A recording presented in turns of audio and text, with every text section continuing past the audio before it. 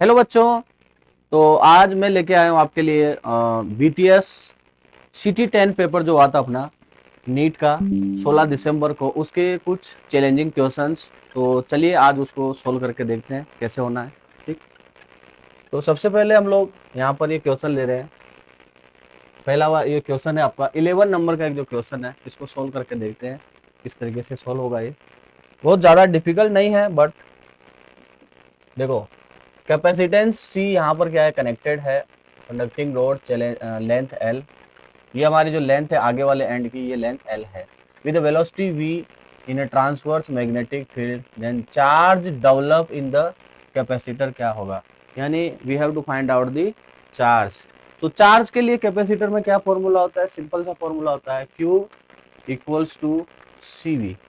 Q equals to CV में अब हमारे लिए प्रॉब्लम किसमें है, देखो C तो यहाँ पर गिवन है, तो हमें बताना पड़ेगा यहाँ पर पोटेंशियल डिफरेंस। तो पोटेंशियल डिफरेंस आएगा किसकी वजह से, बिकॉज ये यूनिफॉर्म मैग्नेटिक फील्ड में ये वाला पोर्शन आगे मूव कर रहा है। तो उसके लिए फॉर्मूला क्या होता है, ई का जो ईएमएफ जो डेवलप होगा उसका फॉर्मूला क्या होता है, वीबीएल वीबीएल। तो यहाँ पर इंड्यूस्ड ईएमएफ की वैल्यू आ गई, ई की वैल्यू वीबीएल। सो चार्ज का जो वैल्यू आएगा, क्योंकि यहाँ पे जो बनने वाला है अपने पास, ये वाला this terminal will be plus and this terminal will be minus. तो यहाँ पे अगर प्लस है तो इधर भी क्या कौन सा चार्ज डिपॉजिट हो जाएगा, plus plus, and lower portion पे जो चार्ज डिपॉजिट होगा वो माइनस चार्ज डिपॉजिट हो जाएगा। यहाँ का पोटेंशियल डिफरेंस एंड यहाँ का potential difference will be same. Okay, so Q equals to CV के अकॉर्डिंग C इंटू VBL यहाँ पर सिंपली करना था। तो इसमें जो आंसर होगा अपना, वो कौन सा आंसर मैच कर जाएगा, देखो सेकंड ऑप्शन यहाँ पर जो हो जाएगा वो करेक्ट हो जाएगा। ठीक, ओके। तो चलिए देखते हैं दूसरा क्वेश्चन जो चैलेंजिंग है थोड़ा बहुत, है ना। 13, क्वेश्चन नंबर 13 यहाँ पर हम लोग डिस्कस करने वाले हैं। क्वेश्चन नंबर 13 में torque acting on this loop आपको फाइंड आउट करना है। तो टॉर्क के लिए देखो, टॉर्क का फॉर्मूला क्या है, कोई भी करंट कैरिंग लूप जो मैग्नेटिक फील्ड में रखा हो, कोई भी करंट कैरिंग लूप जो मैग्नेटिक फील्ड में रखा हो, उसके लिए टॉर्क का फॉर्मूला क्या होता है, M cross B। Okay, simple सा फॉर्मूला होता है M क्रॉस B। अब यहाँ पर देखो, ये जो दोनों लूप है, इनका जो मैग्नेटिक मोमेंट है वो किधर की साइड आ रहा है, दोनों का जो मैग्नेटिक मोमेंट होगा वो क्लॉकवाइज करंट है इसमें, तो अंदर की साइड मैग्नेटिक मोमेंट होगा, इसमें भी क्लॉकवाइज है। तो मैग्नेटिक मोमेंट का जो डायरेक्शन है वो कौन सी डायरेक्शन में आएगा, नेगेटिव के केप की जेड की डायरेक्शन में आएगा। तो मैग्नेटिक मोमेंट है तुम्हारा वो कौन सी डायरेक्शन में है, माइनस जेड डायरेक्शन में है। एंड जो बी वेक्टर का डायरेक्शन है वो भी कौन सी डायरेक्शन में है, वो भी माइनस जेड डायरेक्शन में है। इसका मतलब दोनों वेक्टर कैसे हो गए, M क्रॉस B क्या होगा आपका, जीरो ही तो होगा, क्योंकि M and B both are parallel to each other. तो no torque will be there. So torque की जो वैल्यू आएगी वो आएगी MB sine zero. Sine zero की वैल्यू क्या होती है, zero. So torque will be zero. ठीक, यहाँ पर जीरो हमारा आंसर हो जाएगा। ठीक, टॉर्क का फॉर्मूला लगाया सिंपल, M क्रॉस B वाला। कोई भी current carrying loop magnetic field में रखा होगा तो उस पर जो टॉर्क लगता है वो लगता है M क्रॉस B। ठीक, चलिए नेक्स्ट क्वेश्चन देखते हैं। ये वाला क्वेश्चन देखो, इस क्वेश्चन में क्या पूछा है आपसे, an equilateral triangular loop having resistance R। ये जो ट्राइंगुलर लूप है इसका रेजिस्टेंस कितना है, R। Length of each side L, सभी की लेंथ कितनी है, L L L है। Placed on a magnetic field which is varying as like this. यानी मैग्नेटिक फील्ड जो हो रहा है वो चेंज हो रहा है। ओके, तो मैग्नेटिक फील्ड जो है वो क्या हो रहा है, चेंज हो रहा है। यानी dB/dt की जो वैल्यू आने वाली है वो आएगी 1 टेस्ला पर सेकेंड आ रही है। Induced current in the loop क्या होगा, हमें बताना होगा इस लूप के अंदर इंड्यूस्ड करंट क्या होगा। तो करंट निकालने से पहले first of all we have to calculate the induced EMF. तो इंड्यूस्ड ईएमएफ निकालना पड़ेगा पहले। इंड्यूस्ड ईएमएफ का फॉर्मूला क्या होता है? इंड्यूस्ड ईएमएफ का फॉर्मूला होता है फ्लक्स में चेंज किस रेट से हो रहा है, minus D phi by D T. देखो माइनस साइन इधर कहीं पर भी नहीं है, यानी कि हमें सिर्फ मैग्नीट्यूड के बारे में बात करनी है। तो मैग्नीट्यूड के लिए मैं यहाँ क्या कर दूंगा, D phi by D T and B into A. ठीक, ओनली मैग्नीट्यूड की अगर मैं बात करूं तो बी तो यहाँ पे एरिया तो बाहर आ जाएगा और बचेगा क्या यहाँ पर, D B by D T. Area की जो वैल्यू है we have to find out the area first. तो एरिया देखो यहाँ पर हम लोग सेपरेटली कैलकुलेट कर सकते हैं। एरिया कैसे आ सकता है, ये जो लेंथ है ये एल है एंड जो यहाँ पे परपेंडिकुलर लेंथ आने वाली है ये वाली, ये लेंथ कितनी आ जाएगी, देखो ये एंगल कितना है 60 है, ये एल है। तो ये जो हाइट आएगी हमारी एच की वैल्यू क्या मैं एल साइन 60 बोल सकता हूँ, एल साइन 60 एंड साइन 60 की जो वैल्यू होगी that is equals to √3/2 L. तो ये हमारा आ गया एच। अब एरिया की अगर मैं बात करूं, एरिया जो आएगा half base into height, height कितनी है यहाँ पर √3l/2। तो area will be √3l square upon 4। तो ये तो आ गया हमारा एरिया √3l²/4। यहाँ से जो एरिया है वो हम यहाँ पुट कर देंगे, एरिया आ गया √3l² अपॉन 4। नाउ इसमें dB/dt हमें लिखना पड़ेगा और dB/dt की वैल्यू जो दे रखी है क्वेश्चन में वो कितनी दे रखी है, 1 दे रखी है। ओके, तो √3l/2 l²/4। तो ये आया है हमारे पास इंड्यूस्ड ईएमएफ, ये आ गया इंड्यूस्ड ईएमएफ। ठीक है, इंड्यूस्ड ईएमएफ नहीं चाहिए हमें, फाइंड आउट जो करना है वो फाइंड आउट करना इंड्यूस्ड करंट। तो इंड्यूस्ड करंट के लिए क्या करेंगे, potential difference divided by resistance. तो induced current equals to EMF upon resistance. EMF की वैल्यू ये आ गई √3l² अपॉन 4r। तो ऐसा कौन सा ऑप्शन है जिसमें ये गिवन है √3l² अपॉन 4r? अगर हम देखें यहाँ पे तो फर्स्ट ऑप्शन हमारा क्या दिख रहा है, करेक्ट होते हुए नजर आ रहा है। तो बिल्कुल बेसिक से ही अगर हम जाएंगे तो भी ये क्वेश्चन सॉल्व कर सकते हैं। हाँ, थोड़ा सा यहाँ पर जियोमेट्री यूज हुआ है जिसमें हमें एरिया निकालना है इसका ट्राइंगल का, एंड देन ये फेराडेज सेकंड लॉ यूज हुआ है। ठीक, next question.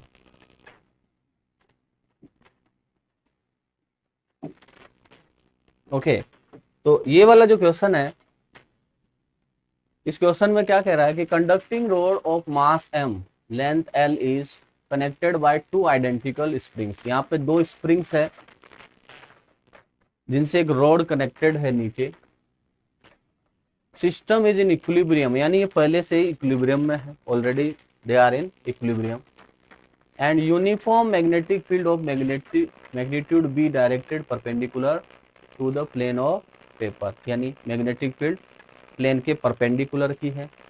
Okay, exist in the region if the current I is switched on it passes from P to Q। यहाँ पे P to Q एक करंट फ्लो होने लग गया। अब तो जब भी किसी वायर में करंट फ्लो होता है और वो वायर किसी मैग्नेटिक फील्ड के अंदर रखा है तो उसमें क्या डेवलप होता है, फोर्स डेवलप होता है। तो फोर्स की जो वैल्यू होती है वो कैसे निकालते हैं हम लोग, force equals to I L cross B। देखो तुम्हारा जो L है वो राइट साइड में होगा, इस डायरेक्शन में होगा, L वेक्टर इस डायरेक्शन में होगा, एंड जो B है वो B बाहर की साइड है। तो मैं अगर इसको ऐसे करूंगा तो अपवर्ड आएगा, बट मैग्नेटिक फील्ड तो बाहर है तो इसको ऐसे करना पड़ेगा।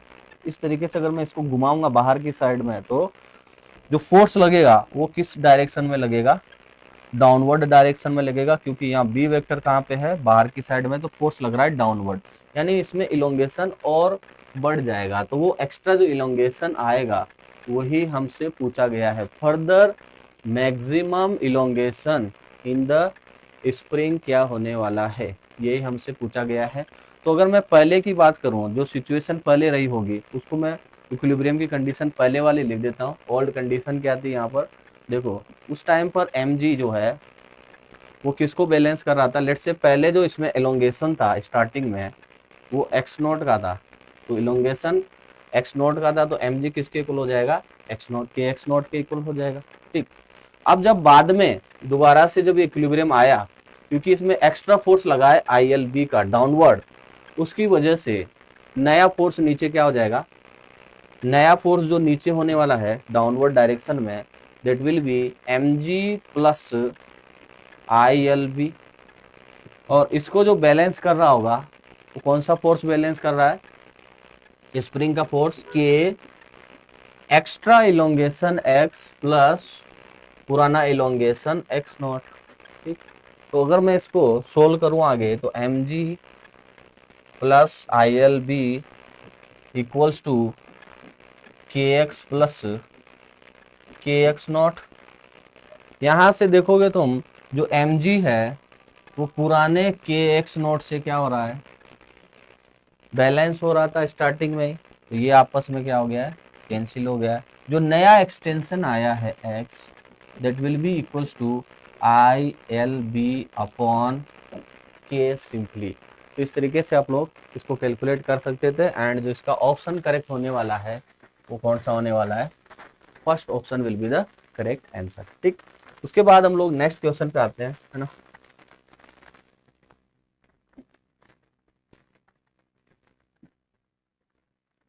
यस, ये भी काफी अच्छा क्वेश्चन है जो आपके एग्जाम में आया है। इस एग्जाम में देखो क्या है, uniform current carrying ring of mass m and radius r is connected by a massless string as shown in the figure. Uniform magnetic field B, यहाँ पे जो मैग्नेटिक फील्ड है वो हॉरिजॉन्टल में इस डायरेक्शन में एक्ट कर रहा है। Magnetic field is acting in this direction horizontally, okay, इस डायरेक्शन में एक्ट कर रहा है मैग्नेटिक फील्ड। एंड यहाँ पे इसको एक स्ट्रिंग से कनेक्ट कर रखा है, तो स्ट्रिंग में क्या डेवलप हुआ होगा, एक टेंशन डेवलप हुआ होगा।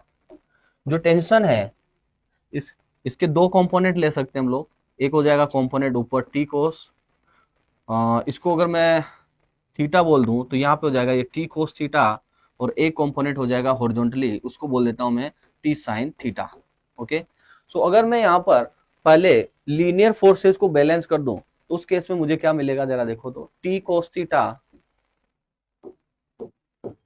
थीटा इक्वल्स टू डाउनवर्ड जो फोर्स लग रहा है, डाउनवर्ड जो फोर्स लग रहा है रिंग पर, जो डाउनवर्ड फोर्स लग रहा है वो कौन सा होगा, वो इसका खुद का वेट होगा mg। तो टी कोस थीटा किससे बैलेंस हो रहा है, यहाँ पर सीधा सीधा दिख रहा है T cos theta is equals to its weight, यानी टी कोस थीटा किसके इक्वल आ जाएगा, mg के इक्वल आ जाएगा। तो लीनियर फोर्सेस को हमने बैलेंस कर दिया। अब मैं यहाँ पे बैलेंस करने वाला हूँ किसको, टॉर्क बैलेंस को, क्योंकि ये इस तरीके से हॉरिजॉन्टल रखा हुआ है, मतलब इसमें रोटेशन नहीं है, तो रोटेशन नहीं है तो टाउ को क्या कर सकते हैं हम लोग, जीरो कर सकते हैं, तो टॉर्क बैलेंस कर देते हैं। तो टॉर्क बैलेंस करेंगे, टाउ की वैल्यू क्या होना चाहिए, जीरो होना चाहिए। किस किस का टॉर्क लग रहा है यहाँ पर, एक टॉर्क लगेगा करंट कैरिंग वायर में, एक टॉर्क लगता है ड्यू टू मैग्नेटिक फील्ड, उसकी वैल्यू होती थी हम लोगों को पता है m क्रॉस b, अभी थोड़ी देर पहले हम लोगों ने डिस्कस किया। और एक टॉर्क लग रहा है हमारे पास, क्योंकि मैं torque about centre he balance कर रहा हूं, टॉर्क अबाउट सेंटर, कोई भी पॉइंट आप चूज कर सकते हैं, मैं यहां पर चूज कर रहा हूं टॉर्क अबाउट सेंटर। तो सेंटर के अबाउट जो टॉर्क होगा mg का, सेंटर के अबाउट जो टॉर्क होगा mg का, वो तो क्या हो जाएगा जीरो, बिकॉज वो उसी पॉइंट से पास हो रहा है। एंड यहां पे दूसरा टॉर्क होगा m क्रॉस b, एंड जो तीसरा टॉर्क आ रहा है हमारे पास वो आ रहा है T cos theta multiplied by perpendicular distance कितनी है इसकी, यहां से सेंटर से r डिस्टेंस पे, T cos theta into r। यम की वैल्यू सब लोग जानते हैं, मैग्नेटिक मोमेंट होता है, मैग्नेटिक मोमेंट की जो वैल्यू होती है I इंटू एरिया होता है, तो I into pi R square into B equals to T. अच्छा यहाँ देखो टी कोस थीटा जो है वो ऑलरेडी किसके इक्वल आ रहा है, mg के इक्वल आ रहा है, तो mg के इक्वल कर दो, mg इंटू आर, एक आर से यहाँ पर कैंसिल हो गया। एंड हमें फाइंड आउट क्या करना है यहाँ पर, then the current in the ring, तो रिंग में जो करंट आने वाला है, करंट की वैल्यू कितनी आ जाएगी यहाँ पर, I equals to mg divide by pi R B, mg divide by pi R B will be our answer. देखो mg upon pi R B naught जो आ रहा है यहाँ पर, बी को उन्होंने बी नोट बोल रखा है, तो सब जगह हम लोग क्या लिख सकते हैं इस पे बी नोट लिख सकते हैं, ठीक है। तो यहाँ पर बी नोट mg अपॉन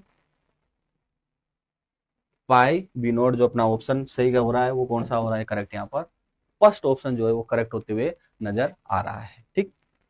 चलो आगे और एक क्वेश्चन लेते हैं। जितने भी क्वेश्चन हमारे पास चैलेंजिंग है उनमें से देखते हैं ये कौन सा क्वेश्चन है। नेक्स्ट ये वाला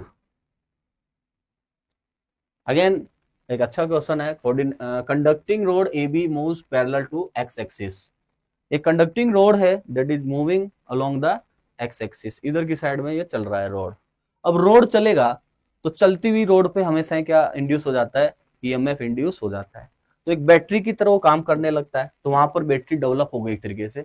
यूनिफॉर्म मैग्नेटिक फील्ड है अपना, मैग्नेटिक फील्ड भी मैग्नेटिक फील्ड जो है दैट इज यूनिफॉर्म है ना, कोई वेरिएशन नहीं है उसमें। Force F acts perpendicular to the rod. यहां पर एक फोर्स हम लोग लगा रहे हैं इस डायरेक्शन में, इसको खींच रहे हैं यहां से, so that the road moves with the uniform velocity. Velocity uniform है, v इज यूनिफॉर्म।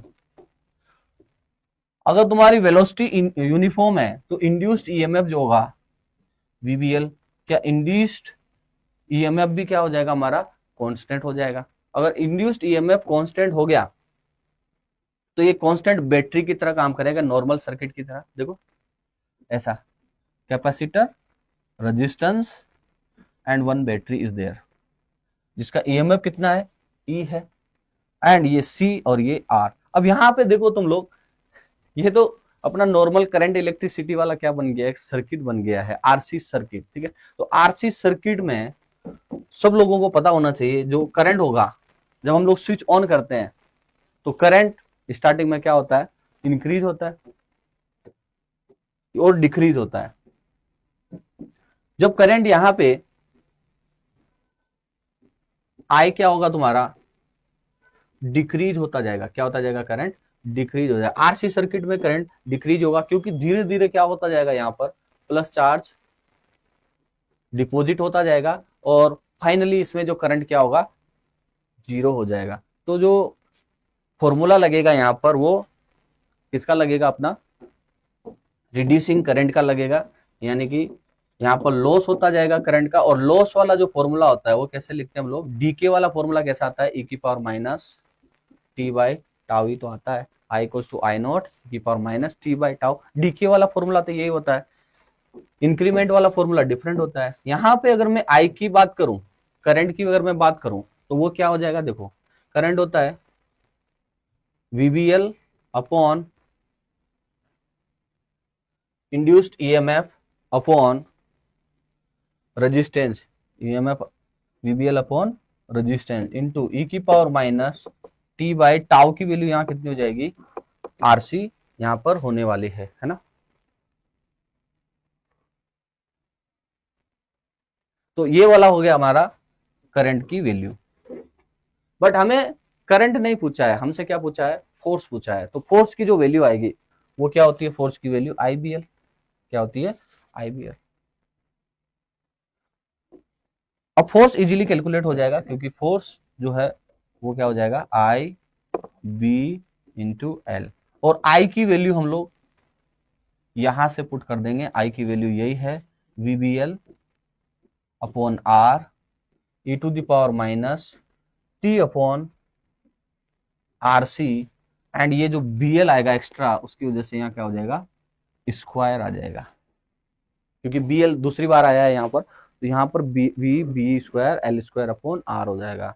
तो कौन सा ऑप्शन यहाँ पर करेक्ट होते हुए नजर आ रहा है, फर्स्ट ऑप्शन हमारा जो है यहाँ पे करेक्ट होता हुआ नजर आ रहा है। तो अगर मैं इसको करंट इलेक्ट्रिसिटी की तरह करता हूं सॉल्व, तो ये इजीली सॉल्व हो जाता है। बट हमें ये कंसीडर करना है, यहाँ पे हमें ये पता होना चाहिए कि करंट जो होगा सर्किट में, आरसी सर्किट में, वो डीके होता जाता है। तो बस डीके वाला फॉर्मूला अप्लाई कर देना है और उसके बाद तुम्हें फोर्स की वैल्यू मिल जाएगी। Okay, next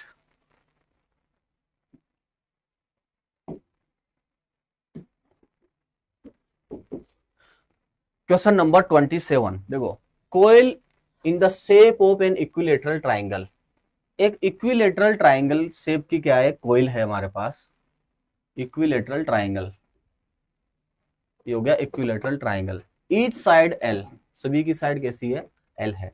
suspended between the pole pieces of a permanent magnet such that B vector is in the plane of the coil. B vector जो है वो इसी के प्लेन में है, यानी कि मैं इसको ऐसे कंसीडर कर सकता हूं, B vector is in this plane. If a current I in the triangle, a torque tau x on it, the side L of the triangle is, हमें इसकी साइड L बतानी है, यानी पहले तो हमें we have to calculate the torque, और torque का फॉर्मूला बहुत सिंपल है, m क्रॉस b, ठीक, m क्रॉस b करना है। आओ, तो torque equals to m cross b, okay. तो टॉर्क को उन्होंने टाउ ही बोला है, और I की जो m की जो वैल्यू आती है मैग्नेटिक मोमेंट, उसकी वैल्यू क्या होती है, I into area into B, okay. और यहाँ पे जो इनके बीच का एंगल है वो कितना है, 90 डिग्री है, साइन 90 डिग्री, ओके। आई, यही हमें फाइंड आउट करना है, करंट ही। एरिया, अगेन वही एरिया वाली बात आ गई वापस, ट्राइंगल का जो एरिया है वो कितना आएगा, वो हमने देखो रेक्टेंगुलर ट्राइंगल, इक्विलेटरल ट्राइंगल का जो एरिया था हमने जस्ट पिछले वाले क्वेश्चन में कैलकुलेट किया था, कितना आया था, देखो यहाँ से मैं डायरेक्ट लिख सकता हूँ उसको, √3L²/4, उसी को यहाँ लिख देंगे, √3L²/4, √3L²/4, √3L²/4, यहाँ पे पुट कर दिया, इंटू बी, और साइन 90 की वैल्यू क्या हो जाएगी, 1, तो ये हो जाएगा टाउ। बट हमें बताना क्या है यहाँ पर क्वेश्चन में हमें बताना है करंट, तो करंट की वैल्यू यहाँ कितनी आ जाएगी, करंट की वैल्यू बतानी है या किसी और की वैल्यू बतानी है हमें, if due to the current in trying to work the side L of the triangle, नहीं करंट नहीं बताना है, हमें बताना है लेंथ, तो लेंथ जो है ये वाली वैल्यू है, लेंथ की वैल्यू क्या हो जाएगी, देखो जरा यहाँ से L² equals to, can I write, देखो 4 टाउ डिवाइड बाय, नीचे क्या आ जाएगा, √3 B and I, √3 B and I, और अगर मैं इसको L लिखता हूं तो L की वैल्यू क्या हो जाएगी, L इक्वल्स टू 2, और ये सारी चीजें किस में आ जाएगी, आपकी अंडर रूट में आ जाएगी वापस से, √3 बी आई, और इस पर पावर लग जाएगा हाफ, उधर स्क्वायर हटाएंगे तो उधर की साइड पावर हाफ लग जाएगा, और 4 का जो होगा अंडर रूट हो जाएगा, 2 आंसर आ जाएगा, ठीक। तो ये वाले क्वेश्चन में जो अपना आंसर आने वाला है वो आने वाला है कौन सा, यस, बी ऑप्शन यहाँ पर करेक्ट होते हुए नजर आ रहा है, ठीक। इसके बाद अगला क्वेश्चन जो है हमारे पास, जो मोस्ट चैलेंजिंग क्वेश्चन इस पेपर का माना गया है, तो यही क्वेश्चन है वो जो सबसे ज्यादा चैलेंजिंग कंसीडर हुआ है बच्चों को, इसमें किस तरीके से विजुलाइज नहीं कर पा रहे थे एक्चुअली बच्चे, कि किस तरीके से ये एंटर कर रहा है और किस तरीके से ये यहाँ पर बाहर ये एग्जिट करेगा, ठीक है। तो यहाँ पर क्या करना पड़ेगा, हमें देखना पड़ेगा दूसरे वे से, दूसरे एंगल से देखना पड़ेगा। देखो अगर मैं इसको यहाँ पे आंख लगा के देखता हूँ, इस तरीके से देखता हूँ, अगर नीचे से देखता हूँ ऊपर की साइड, तो ये सामने से कैसा दिखेगा, ये जो सामने से दिखने वाला है वो कुछ इस टाइप से दिखेगा, ठीक है। और यहाँ पर जो मैग्नेटिक फील्ड में पार्टिकल एंटर कर रहा है, वो मैग्नेटिक फील्ड यहाँ पर कैसा है, आउटवर्ड है, एंड वो रेडियस के अलोंग एंटर कर रहा है, इनिशियल वेलोसिटी उसकी इसी डायरेक्शन में होगी, रेडियस के अलोंग, एंड देन वो यहां से थोड़ा बैंड हो जाएगा, मतलब थोड़ा उसमें डिफ्लेक्शन आएगा, और वो कुछ इस तरीके से, और यहां से वो वापस एग्जिट कर जाएगा, बट उसकी वेलोसिटी क्या रहेगी, जो स्पीड रहेगी दैट विल रिमेन कांस्टेंट। अब हमें बताना है कि ये कितने टाइम तक अंदर रहा, आई थिंक यही क्वेश्चन है हमारा, कि यहाँ पर देन द टाइम की during which electron moves in the solenoid, इस सोलेनॉइड के अंदर वो कितने टाइम तक रहा। तुमने नॉर्मल कई सारे क्वेश्चंस किए हैं, किस तरीके के नॉर्मल क्वेश्चन किए हमने, सादा क्वेश्चन में जो अपना टाइम पीरियड आता है, टाइम पीरियड का फॉर्मूला क्या होता है, देखो टाइम पीरियड का फॉर्मूला होता था 2πr/v, ओके। टाइम पीरियड का फॉर्मूला होता है 2πr, और r की वैल्यू क्या होती है, मैं भी बनूंगा राजा कब डिवाइड बाय v, v से v कैंसिल, तो टाइम पीरियड का जो फॉर्मूला आता था हमारे पास वो आता था 2πm अपॉन क्यू बी। ये जो टाइम आता है ये टाइम होता है पूरे साइकिल का, बट यहाँ पे पूरा साइकिल कंप्लीट नहीं हो रहा ना, ये यहाँ से एग्जिट कर रहा है ए पॉइंट से और बी पॉइंट पर वापस निकल जा रहा है, तो ये कंप्लीट साइकिल नहीं हो पाया, यानी ये कुछ सर्टेन एंगल ही बना पा रहा है। तो मैं यहाँ पर यूनिटरी मेथड यूज कर सकता हूँ टोटल टाइम निकालने के लिए, कितने टाइम वो अंदर रहा। देखो जैसे मैं टाइम के लिए बात करूं यहाँ पर यूनिटरी मेथड लगा के, 2 पाई रेडियन में कितना टाइम लगता है, 2 pi M upon Q B.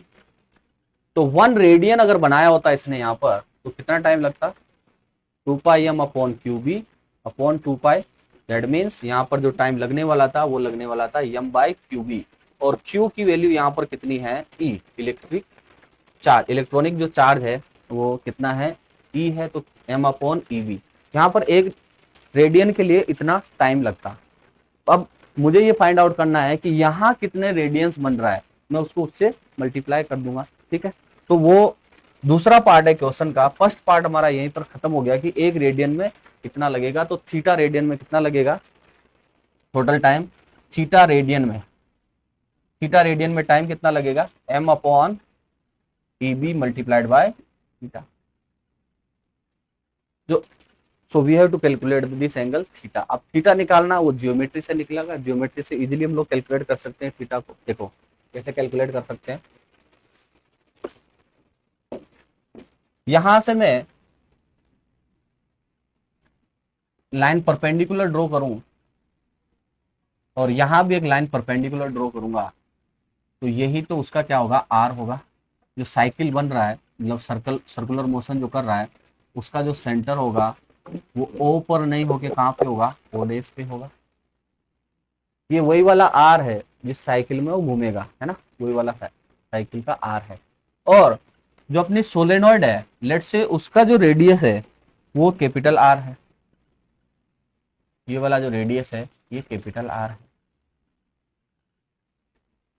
अब मुझे यहाँ पर ये थीटा एंगल फाइंड आउट करना था। टोटल एंगल कितना है, ये थीटा है, और मैं हाफ एंगल को यहाँ पर फाई लिख लेता हूँ, इधर वाला छोटा एंगल जो है इसको फाई लिख लेता हूँ। एंड इस फाई की वजह से मुझे ये फाई मिल जाएगा, तो 2 पाई कर दूंगा, वही थीटा के इक्वल होगा, 2 पाई इक्वल्स टू थीटा होने वाला है, ठीक। यहाँ पर मैं इसको क्लियरली यहाँ लिखता हूँ ऐसे थोड़ा अच्छे से,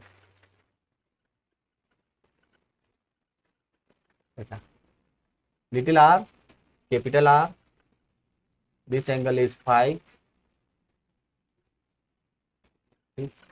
यहां से परपेंडिकुलर तुमने ड्रॉ किया है, ये फाई है, तो ये वाला जो एंगल होगा ये फाई नहीं 90 माइनस फाई, तो ये भी क्या हो जाएगा फाई, ठीक। अब देखो यहाँ से 10 फाई की वैल्यू लिखो, 10 फाई कितना आ रहा है, 10 फाई की वैल्यू होगी ये वाली लेंथ, इसका नाम दे दो सी डी। 10 फाई की वैल्यू क्या होगी, सी डी अपॉन ये ओडेस डी, ओडेस डी। सी डी की वैल्यू क्या, आर कोस फाई लिख सकते हैं, आर कोस फाई अपॉन यहाँ पे ओडेस डी की वैल्यू भी मैं क्या लिख सकता हूँ, आर छोटा r cos phi, cos phi will get cancelled. तो 10 फाई की जो वैल्यू आ रही है यहाँ पे हमारे पास वो कितनी आ रही है, देखो 10 फाई की जो वैल्यू आ रही है वो कितनी आ रही है, 10 phi is equals to capital R upon little r. And little r की जो वैल्यू होती है वो क्या होती है, m v by q B, तो क्यू बी ऊपर आ जाएगा, ये आ गया 10 फाई, ठीक है। यहां से फाई की जो वैल्यू निकल के आई वो कितनी आई, 10 inverse q B r upon m v. But हमें फाई नहीं, हमें 2 फाई लिखना पड़ेगा, क्योंकि टोटल एंगल जो यहाँ पर है वो हमने थीटा जो लिया है वो किसके इक्वल होगा, 2 फाई के इक्वल होगा। तो जो टाइम लगने वाला है वो कितना लगने वाला है, एम अपॉन ई बी, यहां से थीटा की वैल्यू 2 फाई, मतलब इसको 2 से मल्टीप्लाई करके यहां लिख देना है सिंपली। तो 2 10 इनवर्स क्यू बी, क्यू की वैल्यू हम लोग यहाँ पर क्या लिख सकते हैं, ई लिख सकते हैं, यानी e B r upon m v. तो यही हमारा क्या हो जाएगा, आंसर हो जाएगा, इतना टाइम यहाँ पर हमें लगने वाला है। So this will be the answer, इतना टाइम यहाँ पे लगने वाला है, 2m अपॉन, यहाँ पे देखो 2m upon EB tan inverse EBR upon MV ही हमारा आंसर हो रहा है। ओवरऑल देखा जाए तो इस क्वेश्चन में सबसे पहले तो हमारे लिए ये फॉर्मूला बहुत इंपॉर्टेंट था, R equals to MV upon QB। Okay, इसके बाद हमने क्या किया, यहाँ पर एक ये एंगल फाइंड आउट किया और एंगल फाइंड आउट करने के लिए हमने ज्योमेट्री की हेल्प ली है थोड़ी, ठीक है। इधर की साइड में ज्योमेट्री की हेल्प लेंगे और यूनिटरी मेथड अप्लाई करेंगे, you will get the answer, ठीक। अब आज के चैलेंजिंग क्वेश्चंस में ये लास्ट क्वेश्चन है, क्वेश्चन नंबर 24। ये क्वेश्चन क्या कह रहा है आपसे, एक डायग्राम जो है उसमें सोलेनॉइड है, वहां पर करंट ऐसे फ्लो हो रहा है, जो करंट की वैल्यू है वो इस टाइप से I नॉट इंटू टी। वो जो रिंग है, ये हमारी रिंग है, ये सोलेनॉइड के पास ही रखी हुई है एक्सिस के अलोंग, ठीक। ये सोलेनॉइड हो गया हमारा, ये solenoid, it is solenoid. Mutual inductance जो है इनके बीच में वो कैपिटल M है, that is capital M। Mutual inductance जो आ रहा है यहाँ पर एक दूसरे पर, वो कैपिटल M है। And the it's self inductance वो L है। If the resistance of the ring is R, इसका जो रेजिस्टेंस है वो R है रिंग का, then maximum current which can flow through the ring is, इस रिंग में कितना करंट फ्लो हो सकता है। तो देखो आपको पता होगा कि जो फ्लक्स होता है, इंड्यूस्ड ईएमएफ जब हम लोग निकालते हैं यहाँ पर, या फ्लक्स जैसे निकालते हैं हम लोग इस रिंग पर, जो फ्लक्स निकालते हैं φ2, वो कैसे निकाल सकते हैं, M इंटू I1 से। फ्लक्स की जो वैल्यू आती है वो कैसे आती है, फ्लक्स किस जो म्यूचुअल इंडक्टेंस होता है वो किसके बीच में काम करता है, दो रिंग्स के बीच में काम करता है, या दो, एक सोलेनॉइड भी हो सकता है, एक रिंग भी हो सकता है, दो कॉइल्स के बीच में काम करता है म्यूचुअल इंडक्टेंस। और उसके अकॉर्डिंग हम लोग क्या ये लिख सकते हैं क्या, φ2 equals to flux in second ring equals to M into I1। अगर मैं इसको डिफरेंशिएट कर दूं d∅2 बाय dt, इसकी वजह से हमें क्या मिलेगा, M di1 बाय dt, ठीक। और d∅2 बाय dt ये तो चेंज इन फ्लक्स है, इससे हमें क्या मिल जाएगा, EMF। फेराडेज लो, फेराडेज लो के अकॉर्डिंग d∅2 बाय dt क्या होगा, मैं यहाँ पे सिर्फ मैग्नीट्यूड ही लिख रहा हूँ, ठीक है, माइनस साइन नहीं लिख रहा हूँ। तो यहाँ देखो M di1, I1 कैसे चेंज हो रहा है हमारा, इसके अकॉर्डिंग चेंज हो रहा है, I1 I not into T, M I not, ये आ गया EMF। और तुम्हें फाइंड आउट करना है करंट, तो डिवाइड बाय रेजिस्टेंस कर देंगे। तो I की जो वैल्यू आएगी यहाँ पे, that will be equals to E2 by R, M I not upon R, यही तुम्हारे पास क्या हो जाएगा, करंट हो जाएगा। So this will be the correct answer. तो ये थे हमारे चैलेंजिंग क्वेश्चन जो कि नीट बूस्टर टेस्ट सीरीज के हैं और सिटी 10 के हैं। ओके।